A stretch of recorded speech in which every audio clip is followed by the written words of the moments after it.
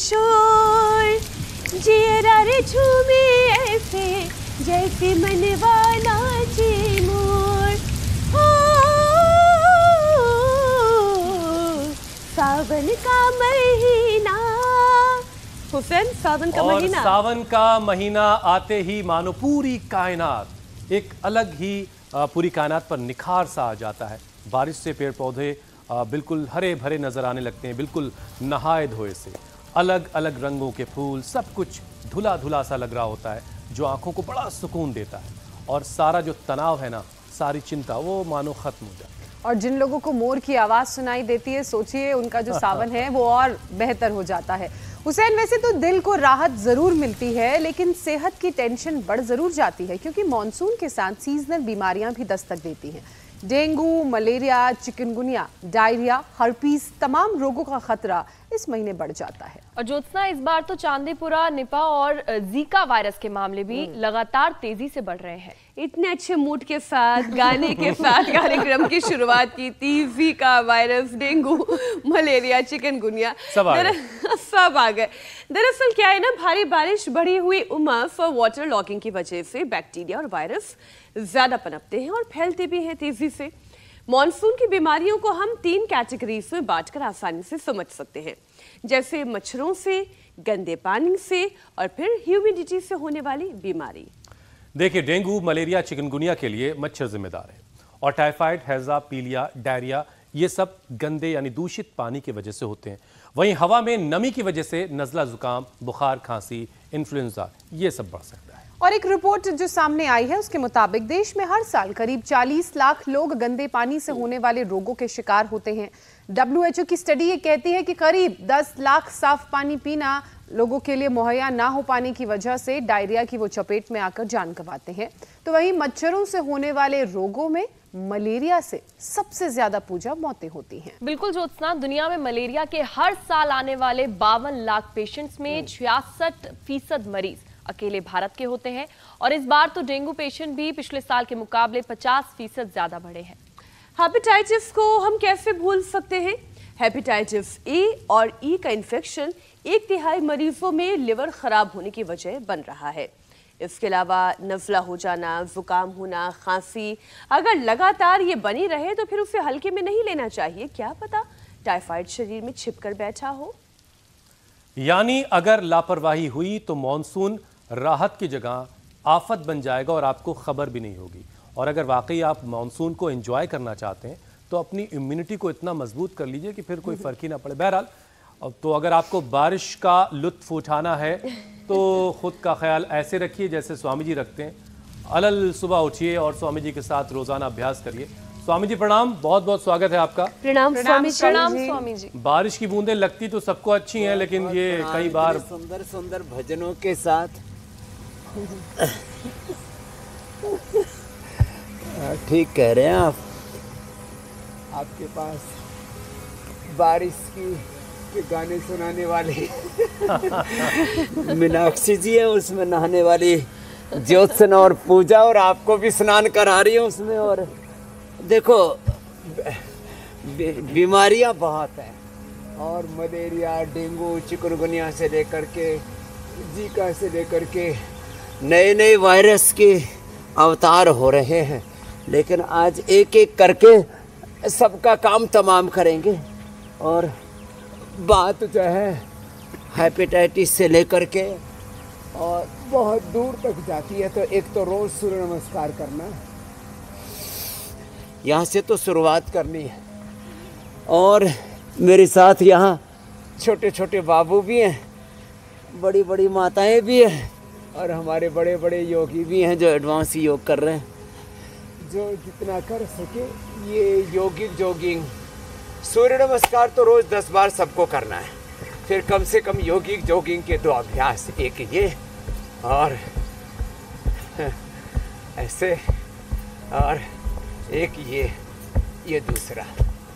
ये तो रोज़ की दिनचर्या में हमने ये पावर योगा शुरू में 5 मिनट अनिवार्य कर रखा है कि कम से कम 10-10 बार सूर्य नमस्कार, योगिक जॉगिंग और ये दंड बैठक, दंड और बैठक ये बड़ी जबरदस्त है। जो ऐसे कर सके वो ऐसे कर ले, जो ऐसे कर सके वो ऐसे कर ले। ये ऐसे ऐसे पूरा और ऐसे, और जो इतना भी ना कर पाए तो वे एक तो ये साधारण दंड ऐसे, और दूसरा है ये। स्वामी जी ये सब तो हम रोजाना करते ही हैं, लेकिन एक नए कुछ विषयों को जोड़ करके हम इन चीज़ों को बिल्कुल से एक अलग कोशिश होती है कि हर एक को हर तरीके से अवेयर किया जाए।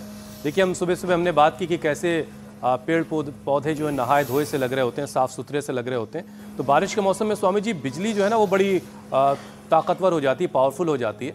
और देखिए आज तीनों देवियाँ भी माशाल्लाह जो है वो उनका भी चमक जो है वो माशाल्लाह लगातार बढ़ती चली जा रही है। उसमें योग भी बड़ा जाहिर है, इतने लंबे वक्त से योग भी हो रहा है, और आपकी रोशनी के क्या कहने।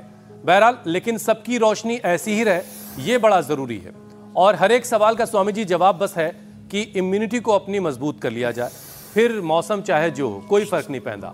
डेंगू हो, मलेरिया हो, चिकनगुनिया हो, टाइफाइड, कैसा भी बुखार हो, अगर इम्यूनिटी मजबूत है तो कोई चीज़ पास आ भी गई तो फिर टकरा के खुद ब खुद लौट जाएगी। तो स्वामी जी इन सारे बुखारों का इलाज अब आपसे जानेंगे, लेकिन ज़रा सबसे पहले इम्यूनिटी को इतना मजबूत कर दीजिए कि फिर किसी बुखार की बात ही ना हो। हाँ, ये योगिक जॉगिंग, दंड बैठक। अब देखो, सब तो ऐसे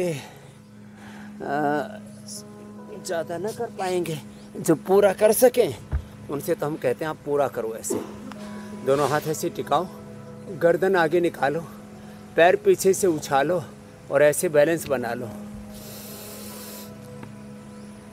ऐसे ये,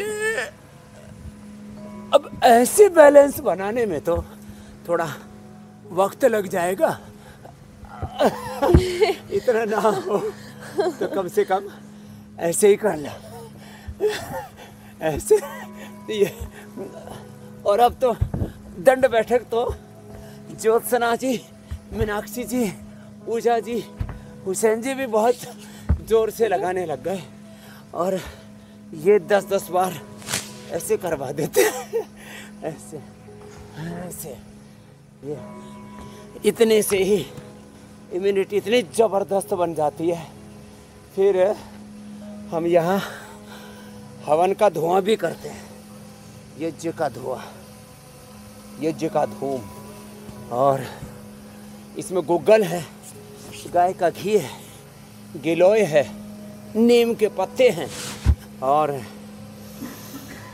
इससे फिर ये डेंगू, चिकनगुनिया, मलेरिया भी हो रही है। मैंने कई बार सोचा, हाँ ये मच्छर भगाने वाली धुनी है। तो लोग केमिकल वाला धुआं क्या क्या है इसमें? हम धुआं भी किसका करते हैं? हवन वाला। इसमें रख दे भाई, रखो, इसको यहीं रखो। इसके अंदर देखो,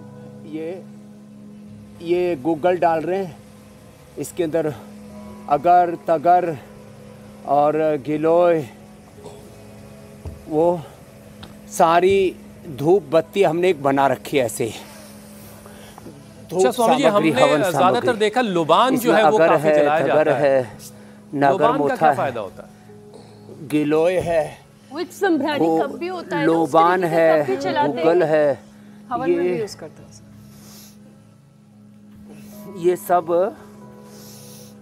ये सब जो है प्रकृति से प्राप्त ऐसे श्रेष्ठ तत्व हैं जो सारे बैक्टीरिया, वायरस, फंगस को ख़त्म करते हैं। हमने इसके ऊपर पूरा रिसर्च किया और ये पाया कि इससे बैक्टीरिया, वायरस, फंगस सब मरते हैं।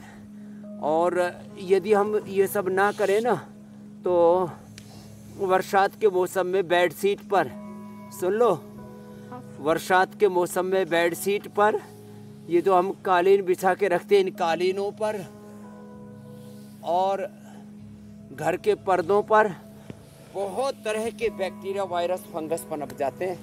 और जैसे ही इसका एक्सपोजर देते हैं धुएं का, ये सारे बैक्टीरिया, वायरस, फंगस पूरे इनका मोक्ष हो जाता है। और इम्यूनिटी के लिए तो बता दिया। तो मैं कह रहा था आज भी मैं सुबह उठा तो मैंने देखा एक मच्छर मेरे को बहुत जोर से काटा, ऐसे पूरा ऐसे मच्छरों का एक झुंड सा, पता नहीं कौन से जन्म के कौन से राक्षस मरे होंगे। तो एक साथ जो है वो अटैक कर दिया उन्होंने, ऐसे सुबह सुबह मिल गया स्वामी रामदेव। तो अब वो जेड सुरक्षा वालों के भी कोई भी दिखते नहीं है, और वो गोली चलाएं तो मच्छर पर थोड़ी गोली चलाते हैं। तो स्वामी जी मच्छर जब आपको डंक गड़ाता होगा देखते ही रह गए, तो उसका डंक जो है वो डंक ही टूट जाता होगा, कहते होगा कहाँ आ गया मैं, किससे पंगा ले लिया। अब अगली बात तो सुनो जी, वो बेचारे काटते ही उन्हीं का मोक्ष हो गया, मच्छरों का ही मोक्ष हो गया। मैं आपको यही बताना चाहता हूँ कि मुझे हजारों या लाखों मच्छरों ने काटा होगा, आज तक भगवत कृपा से ना डेंगू, ना चिकनगुनिया, ना मलेरिया, ना कोई डायरिया, ना कभी कोई इन्फेक्शन, ना कभी कोई फूड पॉइजनिंग। ये सब मैं इसलिए कहना चाहता हूँ कि पहली बात तो योग करो। योग करने से आप तमाम तरह के बैक्टीरियल, वायरल, फंगल इन्फेक्शन से बच जाओगे। डेंगू, चिकनगुनिया, मलेरिया और कई जो है नए इसके स्ट्रेन, उसके नए अवतार, उसके नाम अभी बता रहे थे। और स्वामी जी ये ठोक कर कहने के लिए चीका, पीका, नीका, टीका, कितने और ये ठोक कर कहने के लिए कि लाखों मच्छरों ने काटा और मुझे कुछ नहीं हुआ, इसके लिए जो है योग का गोरा टीका लगाना बड़ा जरूरी है। जिसने ये टीका लगवा लिया फिर वो ये बात कह पाएगा, वरना तो फिर मुश्किल है। अब देखिए स्वामी जी, सुकून वाली बारिश आफत बन रही है। स्टडी ये बता रही स्वामी जी कि गंदे पानी से हर साल 40 लाख लोग बीमार हो रहे हैं। अब ये गंदा पानी कैसा है? जो घरों में पानी लोग पीने का इस्तेमाल कर रहे हैं, वो पानी गंदा आ रहा है या किसी वजह से गंदा हो जा रहा है, ये भी आपसे समझेंगे।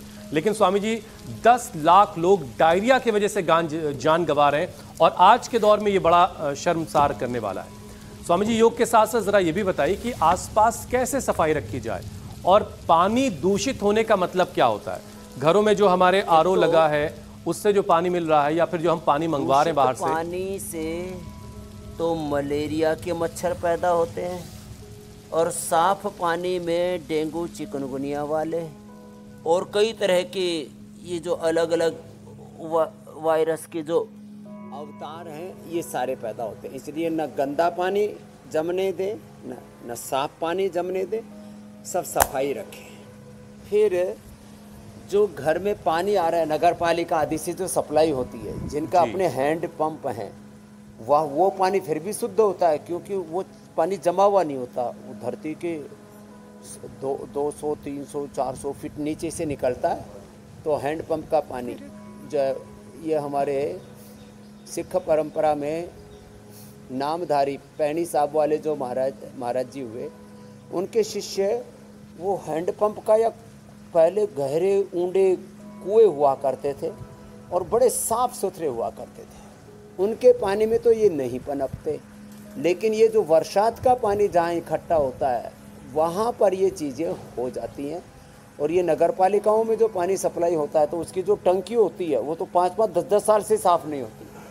वहाँ पर तो मेंढक भी मर जाते हैं, कई बार छिपकली भी मर के गिर जाती है, और कई बार तो वहाँ पर छिपकली, सांप, मेंढक खूब अंडे देते हैं, और कई बार उनका मोक्ष होकर के और जूस निकल करके उस पानी में आता रहता है, और वही पीते रहते हैं। और बचपन में स्वामी जी एक बार मैंने अपनी आंखों से ये देखा भी है, टंकी पे चढ़ करके कि क्या हो रहा है वहाँ पे, कबूतरों का डेरा और बहुत सारी चीजें। तो वो जो पानी तो ये उस पानी को, एक तो जो नगर पालिका से पानी आ रहा है, सबके लिए ये हंसी मजाक की बात अलग है, हकीकत है। जो भी नगर पालिका से पानी आ रहा है, हमारे यहाँ तो नहीं आता, हम तो अपने यहीं 400-500 फीट का ट्यूबवेल लगा रखा, उससे पानी लेते हैं, और जो टंकी अपनी बना रखी है उसकी सफाई कराते हैं हर 3 महीने में, और बरसात के पहले, बरसात के बाद, हर ऋतु परिवर्तन पर। और कई बार लापरवाही कर देते हैं हम। यहीं संत कुटीर में देखो, ये इतनी बड़ी टंकी बनी हुई है, इधर मेरे पीछे बनी हुई, उधर भी बड़ी बड़ी टंकी आदि बनी हुई है। तो एक बार मैंने देखा अपने यहीं की टंकी में ही उसमें सैकड़ों मेंढर कुटर कुटर कर रहे। मैंने कहा भाई ये तो बहुत जोरदार मामला है। तो बाहर का क्या हालात होगा जब जो है मैंने अपने संत कुटीर में ही देखा।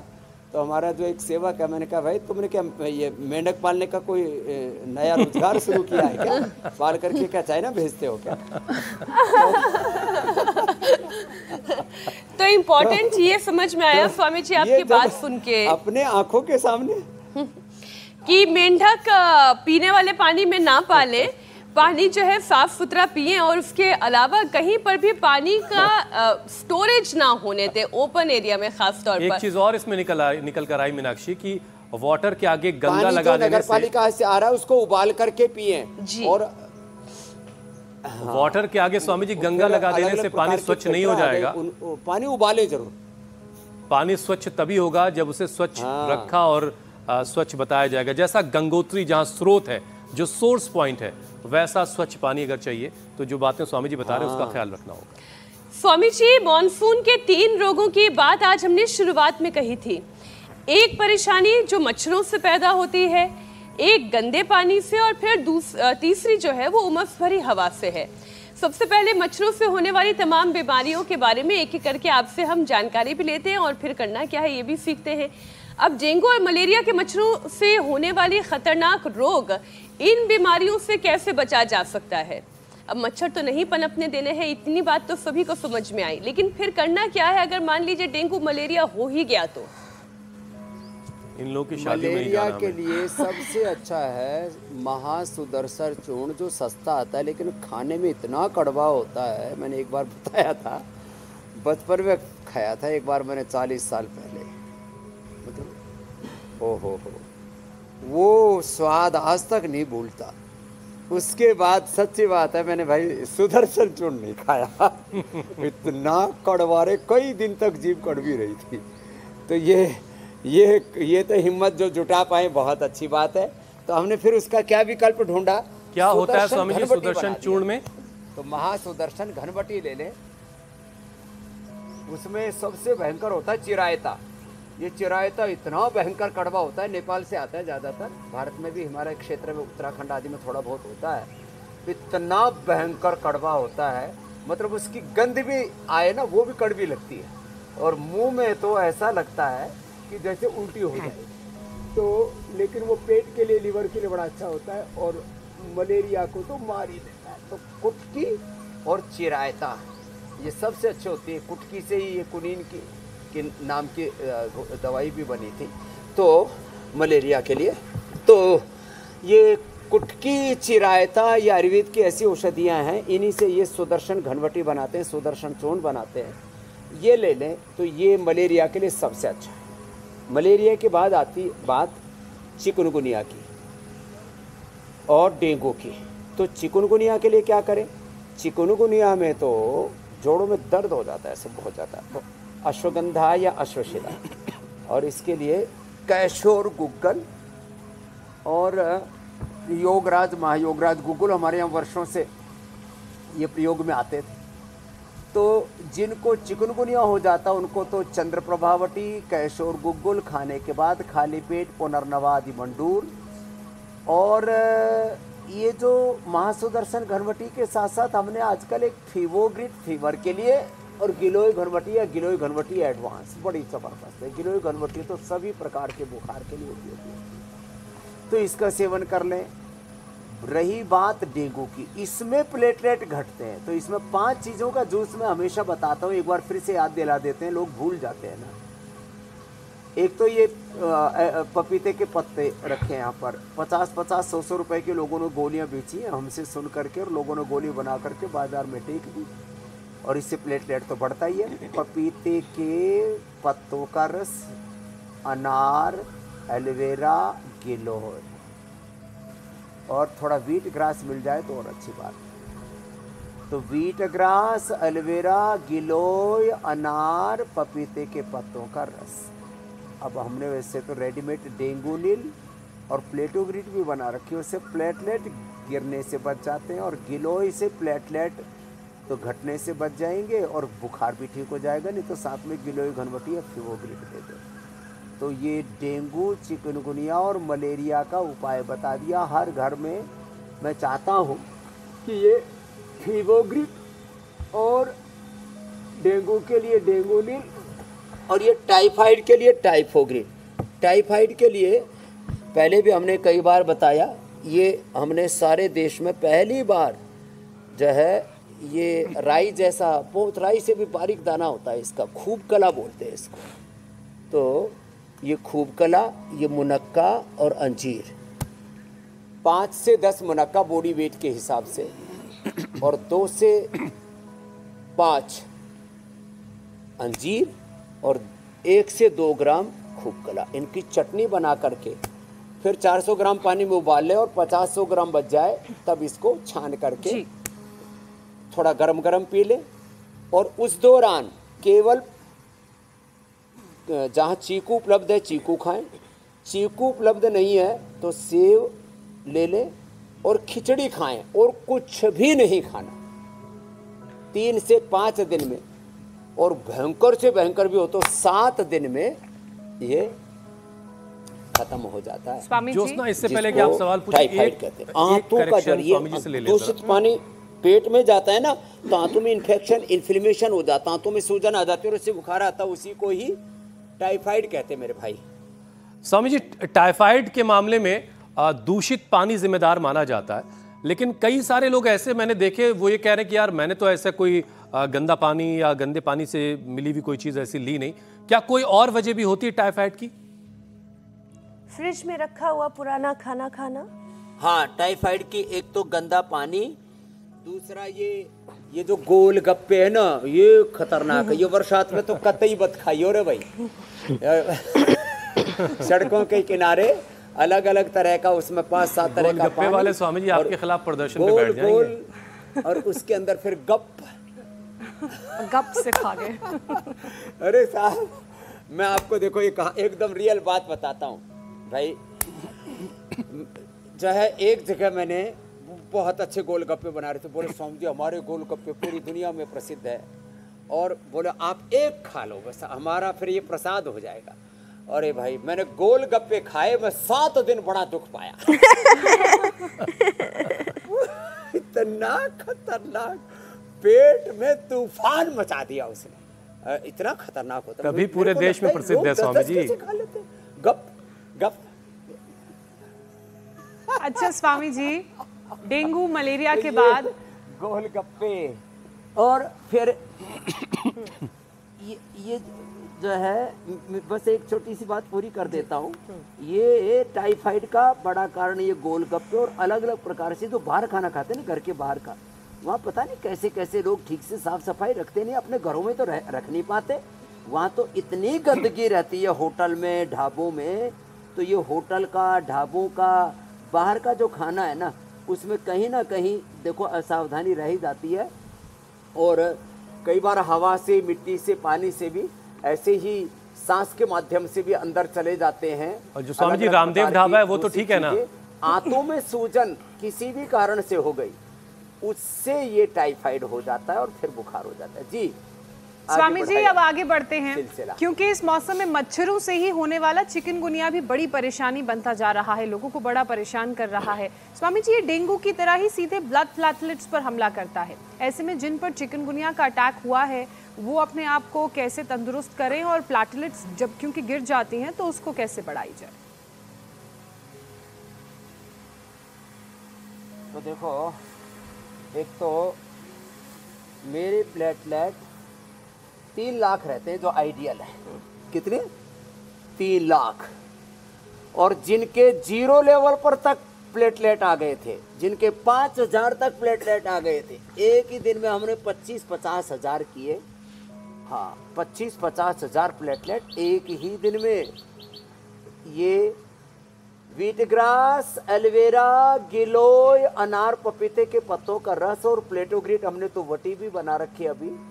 और डेंगू के लिए डेंगुलिन और ये गिलोय घनवटी। हाँ, अगली बात सुनो, जो है ये जो प्लेटलेट जब गिर जाते हैं ना, तो पूरे ब्रेन से, आँखों से, कान से, नाक से, मुंह से, लैट्रिन से, पेशाब से, सब जगह से ये प्लेटलेट ये ब्लड को लीकेज होने से बचाता है। बहुत ज़बरदस्त कंपोनेंट है ये ब्लड में। अब ये ज़्यादा बढ़ जाए तो कैंसर हो जाता है, कम हो जाए तो आदमी मरे। तो न ज़्यादा हो न कम हो, ये बहुत ज़रूरी है। इसलिए प्लेटलेट को नियंत्रित रखना ज़रूरी है। ज़्यादा कम हो जाएगा तो पूरी बॉडी से ब्लड लीकेज होकर के कैपिलरीज से और अलग अलग अंग प्रत्यंगों से आँखों तक से जो है ब्लीडिंग होने लगती है या बुरी हालत हो जाती है। इसमें जो है ये तो प्लेटलेट गिरने वाली बात हुई। अब रही बात, ये तो प्लेटलेट बढ़ाने के लिए बताया। और डेंगू में जो शरीर जकड़ जाता है ना, इतनी बुरी तरह से जकड़ जाता है कि जवान लड़के लड़कियां 15-20 साल के ऐसे लांडे लांडे आड़े तिरछे बाके चलने लगते हैं। बाके वो बाके बिहारी तो हमारे, वो पता नहीं उनको आड़ा तिरछा क्यों दिखाते हैं, उसका तो भाई बाद में किसी दिन बताएंगे। लेकिन जो है ये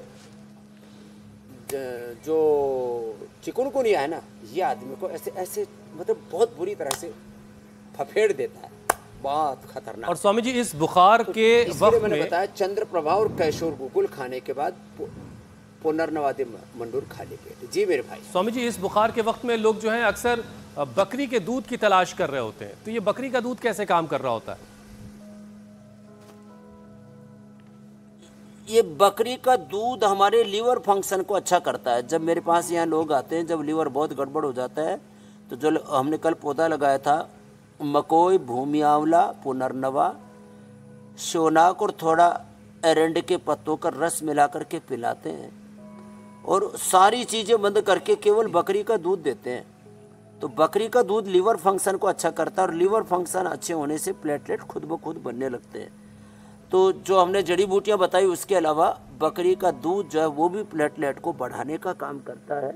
ये मेरा भी अनुभव है और हजारों रोगियों पर अनुभव है।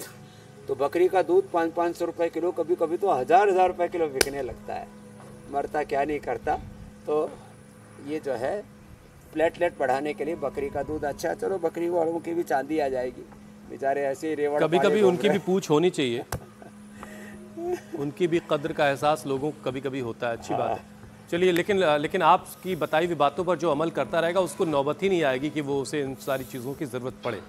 बहरहाल स्वामी जी देखिए, इस मौसम में ठंडा और गर्म की वजह से, यानी सर्द और गर्म की वजह से कई बार बहुत सारे लोगों को खांसी ज़ुकाम भी हो जाता है और इन्फ्लुएंज़ा की परेशानी भी हो जाती है बहुत सारे लोगों को। तो इनसे कैसे निजात मिलेगी? ये सर्दी जुकाम बुखार, ये जो हवा में नमी होती है ना, ये जाकर के फेफड़े को जकड़ लेती है। अब सबसे बड़ी बात तो एक ही है, अपने आप को मजबूत रखो भाई।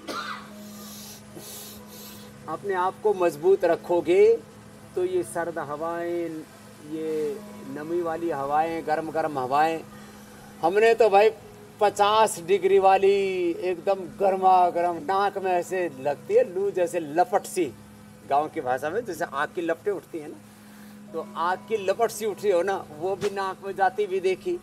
और ये मुस्कुरा रहे हमारे कैमरा वाले बच्चे।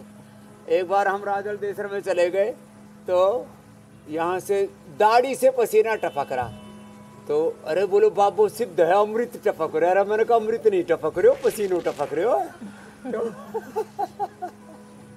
तो जो है गरम गरम हवाएं, ठंडी हवाएं, नमी वाली हवाएं, इसको बोलते हैं ह्यूमिडिटी। क्या बोलते हैं? ह्यूमिडिटी। जिसकी इम्यूनिटी अच्छी होती है उसका कुछ नहीं बिगाड़ पाती, और जिसकी इम्यूनिटी अच्छी नहीं होती उसको ये ह्यूमिडिटी क्या करते हैं, फेफड़ा जाम कर देती है। तो स्वासारी क्वाथ, स्वासारी वटी, स्वासारी गोल्ड, स्वासारी अवलेह, कई प्रकार की चीज़ें ये सब यहाँ रखी हैं, सारे अवतार ये। तो ये हम दे देते हैं। और काली मिर्च, मुलेठी, काली मिर्च, मुलेठी, लौंग, उसमें थोड़ा तुलसी, थोड़ा हल्दी अदरक का टुकड़ा मुंह में डाल के चूस लो, सारी खांसी गायब। सीतोपलादी चूर्ण या सूट पिपल काली मिर्च त्रिकुटा चूर्ण, कफवाड़ी हो तो त्रिकुटा और सूखी खांसी हो तो सितोपलादी। और भाई कभी सूखी कभी कफ वाली तो स्वासारी हमने एक पाउडर बना रखा है, शहद के साथ चाट लो, नहीं तो कंठामृत लवंगा दिया खदिरा दी वटी ले लो, एकदम फर्स्ट क्लास, गला एकदम साफ। अब देखो अब लगभग कितने साल हो गए, हम तो साल ही भूल गए, कितने साल हो गए इंडिया टीवी पर करते करते? 4 साल स्वामी। 4 बरस स्वामी जी। 4.5 साल। अरे राम राम, पता ही नहीं लगा। आप कभी देखा आपने हम खुर खुर कर रहे हो? हमारे तो छींक भी आ जाए ना तो भी कहेंगे खबर बन जाएगी, ब्रेकिंग न्यूज बना देंगे, दूसरे चैनल वाले चला देंगे, योगी हुआ रोगी। योगी हुआ रोगी। तो ये कमाल है देखो।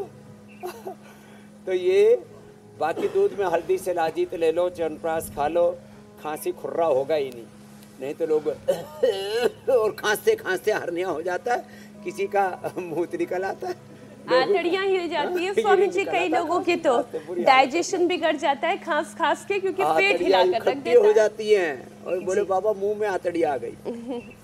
स्वामी जी बरसात में टाइफाइड को नजरअंदाज नहीं किया जा सकता, और टाइफाइड की बीमारी कई बार तो टेस्ट में भी नहीं पता चलती है। ये बुखार शरीर के अंदर छिपकर बैठ जाता है और फिर लंबे वक्त तक परेशान कर देता है।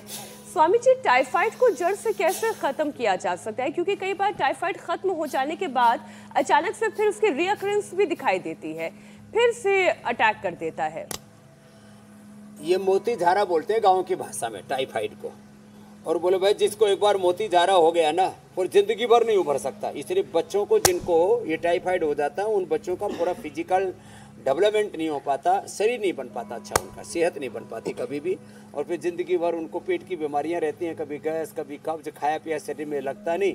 बोले छोरा एक पीपा घी खा गया, वजन टोपा नहीं बढ़ा, और वो छोरी का विनेश का वजन घटा नहीं 100 ग्राम, उस चक्कर में मामला गड़बड़ हो गया। तो ये सारा घोटाला क्या होता है, किसी का तो ज़्यादा लग जाओ, बोले ये वजन बढ़ा कैसे 2 किलो 700 ग्राम, जब पहले दिन 50 किलो था। तो ये थोड़ा खाने पर भी घना लग जावे, जिनकी इम्यूनिटी अच्छी होती है, पेट अच्छा, आंतें अच्छी होती है, मशीन अच्छी होती है अंदर की।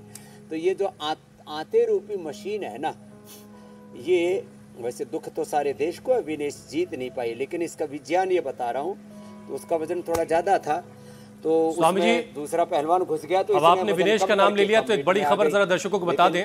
पेरिस ओलंपिक से इस वक्त बड़ी खबर आ रही है, विनेश फोगाट ने संन्यास का ऐलान कर दिया है। देर रात आधी रात बीत जाने के बाद पेरिस के वक्त के मुताबिक उन्होंने सोशल मीडिया पर एक पोस्ट किया और उन्होंने लिखा, माँ कुश्ती मेरे से जीत गई और मैं हार गई, माफ करना आपका सपना और मेरी हिम्मत सब टूट चुकी है, इससे ज्यादा ताकत नहीं रही अब, अलविदा कुश्ती। और फिर उन्होंने जितने वक्त तक कुश्ती खेली वो वक्त लिखा है, आप सबकी हमेशा ऋणी रहूंगी, माफी।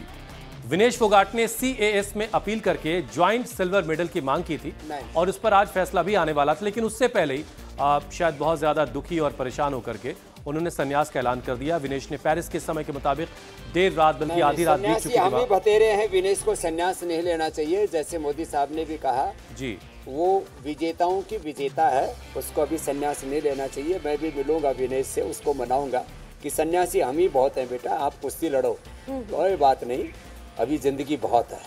तो उसको हम चाहेंगे कि देश के लिए लड़े, लेकिन जो है जो कुछ हुआ वो बहुत ही अप्रत्याशित था, और इस जो भी उनके नेम भी हों यदि ओलंपिक के, उसमें चेंज करना चाहिए। जैसे अमेरिका के भी विश्व विजेता पहलवान ने कहा कि ऐसे विजेताओं का हौसला टूटने नहीं देना चाहिए और उसको हिम्मत रखनी चाहिए, बहुत बहादुर बेटी है। और सबको यकीन नहीं हो रहा स्वामी जी कि आखिर ये संन्यास का ऐलान अचानक से क्यों कर दिया। में महावीर फोगाट साहब की तरफ से भी कहा गया कि बहुत ये संन्यास उनका वापस करवाएंगे, और अभी तो फैसला भी आना है CAS का। खैर इंतजार करते हैं। अब वापस स्वामी जी कार्यक्रम पर लौटते हैं। बात चूंकि टाइफाइड की मीनाक्षी ने शुरू की थी, तो उसमें जो बहुत लंबे वक्त तक टाइफाइड बॉडी में बना रहता है, उसको ठीक करने के उपाय आप बता रहे थे स्वामी जी। ये बार बार किसी किसी को तो एक बार टाइफाइड ठीक हो गया फिर दोबारा हो जाता है, और किसी की तो 3-3, 6-6 महीने चल जाता, मैंने देखा है। तो ये जो खूब कला मुनक्का अंजीर वाला मैंने जो प्रयोग बताया, जो घरों पर ये नहीं कर पाते तो हमने रेडीमेड ये टाइफोग्रिड दे दिया है। ये टाइफोग्रिड और जैसे मैंने कहा ये फीबोग्रिड, ये तो हर घर में जो है अब लोगों के पास ये होनी चाहिए। संजीवनी बटी, लक्ष्मी विलास और जो है महासुदर्शन घनवटी और ये जो है फीबोग्रिड और जो है ये टाइफोग्रिड। टाइफोग्रिड 1-1 चम्मच सुबह शाम खा लें और पेट को अच्छा रखने के लिए अनार जरूर खाएं सुबह सुबह। अनार बड़ा जबरदस्त है, एक अनार 100 बीमार। एक अनार सुबह सुबह खा लें, एक अनार मतलब आधी एक कटोरी, जिंदगी में कभी भी बुखार नहीं चढ़ेगा। और पुराने से पुराना जो क्रोनिक ये जो टाइफाइड है, और किसी किसी को तो बार बार बुखार चढ़ता है, टाइफाइड भी नहीं होता, ऐसे ही बुखार चढ़ता रहता है, तो उससे भी बचा जा सकेगा। ये बड़ा जबरदस्त है। ठीक है स्वामी जी, कपालभाति करना, प्राणायाम कभी नहीं छोड़ना, ये तो हमारे रोज की दिनचर्या है।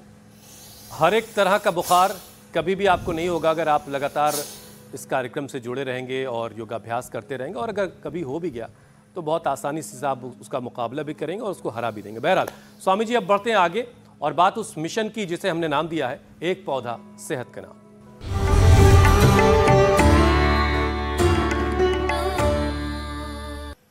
तो स्वामी जी, आज कौन सा पौधा लगेगा और उसके फायदे क्या क्या हैं, ये भी बताइए। हाँ देखो, आज का पौधा है हमारा ये कढ़ी पत्ता, कहीं करी पत्ता भी बोलते हैं।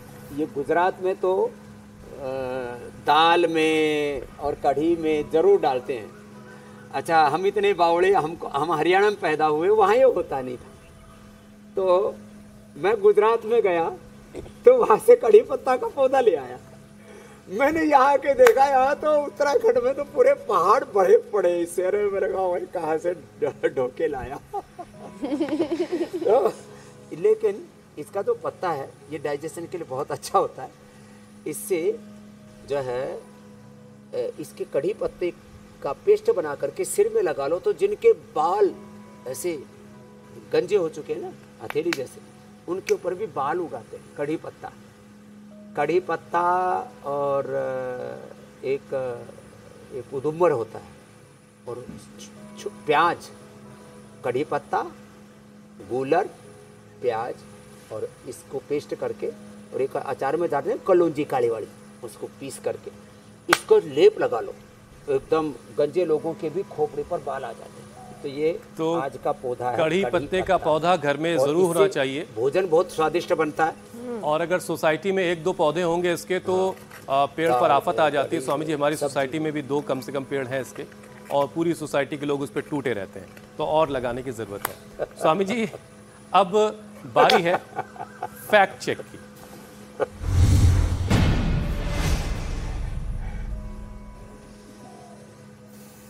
स्वामी जी, सोशल मीडिया पर एक दावा यह किया जा रहा है कि सोते समय सिर या सीने के पास फोन रखने से कैंसर हो सकता है। अब बताएं आप, ये दावा सच्चा है झूठा है?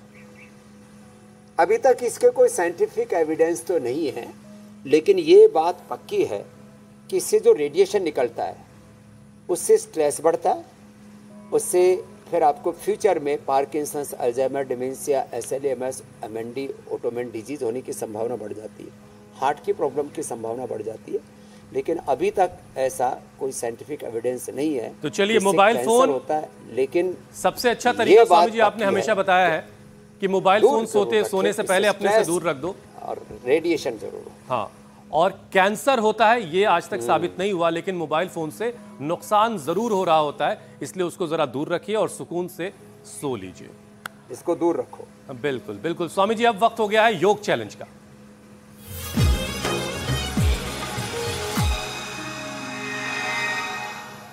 स्वामी जी, घर घर अब आपका चैलेंज एक्सेप्ट किया जा रहा है, और रोजाना जो चैलेंज आप देते हैं, हजारों की तादाद में वीडियोस हम तक आते हैं, और उनको छाटना एक मुसीबत हो जाता है हमारे लिए।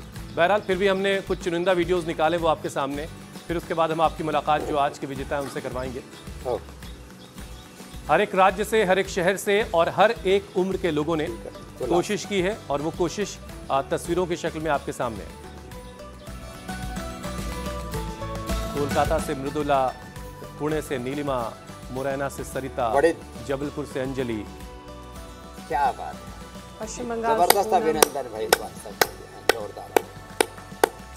अब आपकी मुलाकात स्वामी जी विजेता से करवाते हैं। जोगिंदर सिंह साहब हैं, आसनसोल पश्चिम बंगाल के रहने वाले और इनकी उम्र है 66 बरस, 66 साल के हैं। और देखिए भू नमनासन कर रहे हैं। 66 स्वामी जी। भाई जोरदार एक बार जोगिंदर जी के लिए। 82 साल के, 86 ईयर, 66 स्वामी जी। बात है भाई। अब हिंदुस्तान का कोई कुछ नहीं बिगाड़ सकता।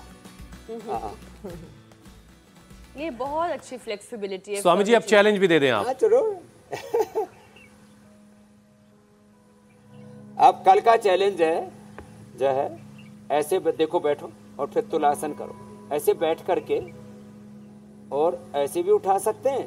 दूसरा इसका तरीका है, इधर पैर लाओ, हाँ, ऐसे पैर ला करके और फिर उठो, हाँ, ऐसे नहीं, ऐसे ले करके और ऐसे उठाओ ना, ऐसे ले गए और ऐसे, ये तो तुलासन कल का चैलेंज है। तो तुलासन का चैलेंज जिसे एक्सेप्ट है उसके लिए हमारे नंबर स्क्रीन पर फ्लैश हो रहे हैं।